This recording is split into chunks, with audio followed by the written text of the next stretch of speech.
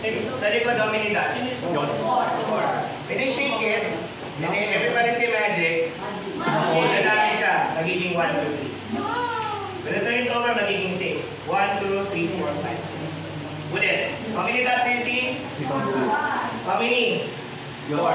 When you shake, 1, 2, 3. When you shake, 1, 2, 3, 4, 5, 6. That's the magic of multiplying. Palapakan mo, palapakan. Simple lang, simple lang. You just get a white cardboard or white folder. Then it's a matter of positioning the dots. Sa kabila, ganito.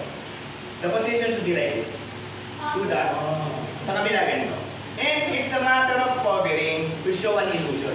Example, if I cover this part, I will show you that how many dots do you see? 1. Then you slowly turn it over. Turn it over to cover this one. How many dots do you see? 1, 2, 3, 4. Then as you turn it again, do you remember that there's 1 dot at the other side, right? Slowly turn it, then you cover this, giving an illusion because of the position. There's a dot right here naman. Giving the illusion that there's a dot right here because of the position of the dots. How many dots do you see because of the illusion? 3. Now you turn it slowly over right there again. Covering this area, showing an illusion that there's a dot on that covered part of your hand because of the positioning, right? 1, 2, 3, 4, 5, 6. So that's show 1, 2, 4, 3, and 6. Everybody clap your hands.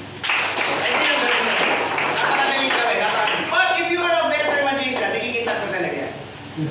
If you are a better magician, kailangan talaga better lang. Ano lang, nagiging tatlo. But if you are the best magician, nagiging ano din.